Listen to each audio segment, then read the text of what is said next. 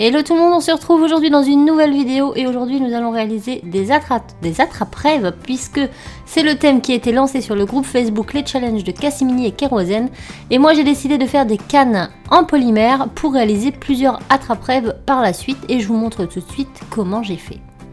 Donc on va faire la turquoise, donc j'ai pris de la cernite, de la translucente et un bleu clair opacité 50, si ma mémoire est bonne, j'essaierai de vous remettre les références en partie plus information. Et donc j'ai d'abord réalisé un dégradé de ces deux pattes, donc je l'ai fait quand même assez épais pour qu'au final j'ai pas mal de pattes puisqu'il va me falloir un boudin assez gros. Vous allez le voir, donc le dégradé je vous explique plus comment le faire, hein. Vous mettez les deux couleurs de pâte, vous passez à la pasta machine et vous repliez sur elle-même et vous repassez ainsi de suite jusqu'à obtention de votre dégradé. Voilà, donc une fois qu'on a le dégradé, je replie comme ça en deux et là je vais passer dans le sens de la hauteur en commençant par le plus clair et en finissant par le plus foncé. Donc je commence par une première épaisseur, puis je rétrécis au fur et à mesure pour que ce soit de plus en plus fin. Une fois que j'ai cette longue bande, je vais couper l'extrémité qui est un petit peu sale et je vais tout simplement venir rouler tout ça sur lui-même, donc du plus clair au plus foncé. Ce qui fait qu'on va avoir une canne avec un dégradé clair au centre et foncé en extérieur.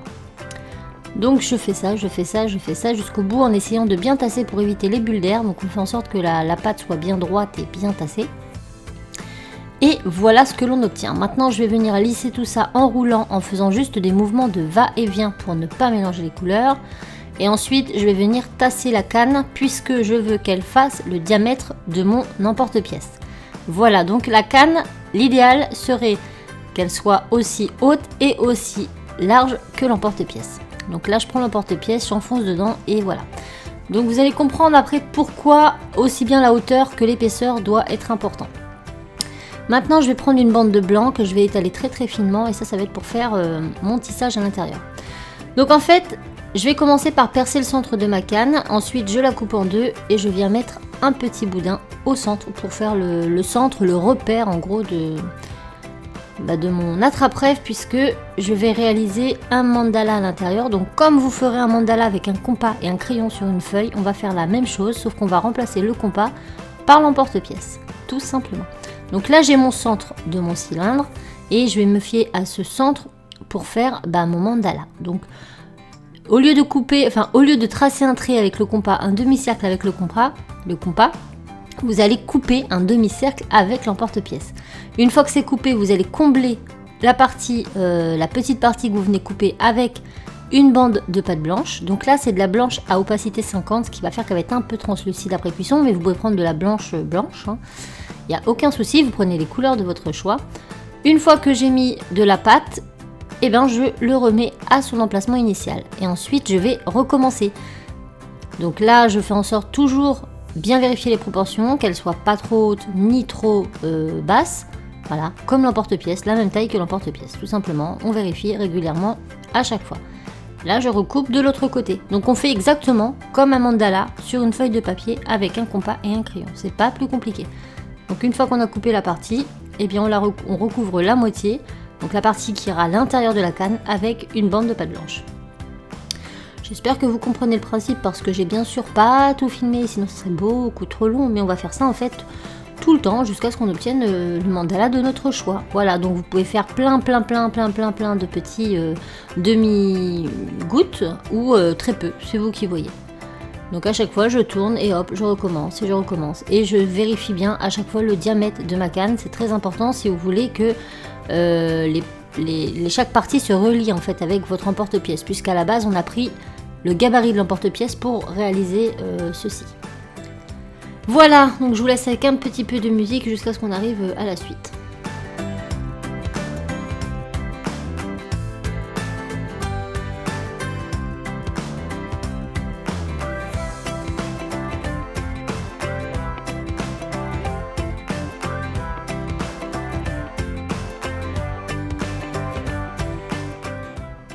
Donc une fois que ça nous plaît, on va venir réduire un peu notre canne. Donc pour la réduire, je vais venir presser le centre de ma canne et ensuite je vais rouler en faisant des mouvements et va-et-vient. Et surtout je vérifie bien sur les côtés de ma canne que mes traits ne sont pas tordus. Enfin il faut qu'ils restent droits d'un bout à l'autre de la canne. Donc là je rétrécis un petit peu. Donc là les extrémités vont se rentrer à l'intérieur, c'est normal. Donc je coupe un petit peu pour vérifier. Donc ça va un peu se déformer, là aussi c'est normal.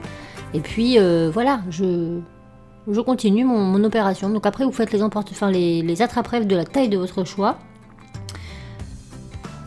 Et là je coupe au centre pour voir le résultat. Et donc ça me plaît beaucoup. Donc en attendant je les mets au frais quelques minutes pour que ma pâte durcisse un peu. Et là je vais m'attaquer à mes plumes. Donc pour les plumes c'est pas compliqué. Je reprends toujours les premières tranches que j'ai coupées, le bout, l'extrémité. Et je vais tout simplement l'aplatir au rouleau et faire mes plumes à l'intérieur. Donc les plumes vous les faites pareil, comme vous le sentez, comme vous avez l'habitude de les faire.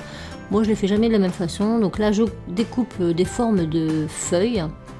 Ni plus ni moins. Ensuite, je les aplatis avec mes doigts et je les lisse. Je leur donne la forme désirée et ensuite, je vais venir faire un petit trait au centre pour marquer le centre de ma plume. Et après, avec le scalpel, je viens ciseler ou je ne sais pas comment faire. Enfin, je sais pas comment vous expliquer. Je viens faire plein de petits traits comme ça partout sur les tranches. Et une fois que c'est fait, je mets un petit colombin de pâte au milieu. Voilà. Maintenant que ma canne elle est assez dure, je vais venir en couper un morceau. Voilà, je lui redonne forme comme je peux, toujours. Parce que bien évidemment, vous allez la couper, elle va un peu s'aplatir d'un côté. Donc voilà, je vais mettre d'un rouleau éventuellement. Et puis voilà, donc une fois que j'ai ma forme bien ronde, je vais venir prendre un boudin de pâte que je vais étirer. Donc un long boudin de pâte. On y vient bientôt.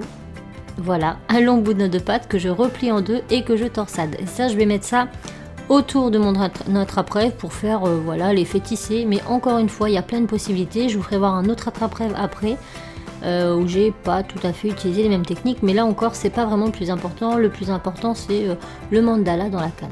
Voilà. Donc maintenant, je fais le tour comme ceci. Je coupe l'excédent en haut. Et il ne me restera plus qu'à percer avec une aiguille à percer des petits trous dans l'emporte-pièce pour mettre la bélière et les 3 plumes. Et je fais la même chose bien évidemment au sommet de mes plumes. Voilà. Donc là je perce mes 2 trous principaux, 2 autres sur les côtés en bas pour les autres plumes.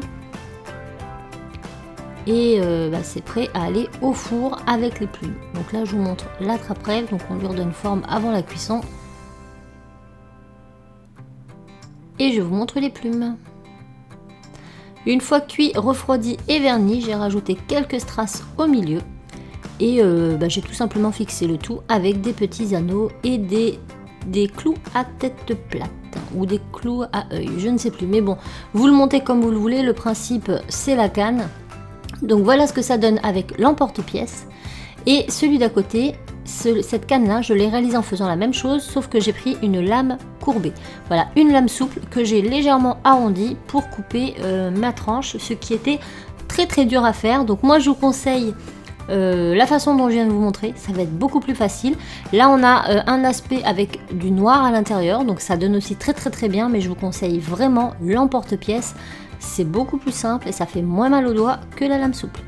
Donc voilà, j'espère que ce tuto vous aura plu. Moi je vous fais plein de bisous et je vous dis à très vite dans une autre vidéo. Bye!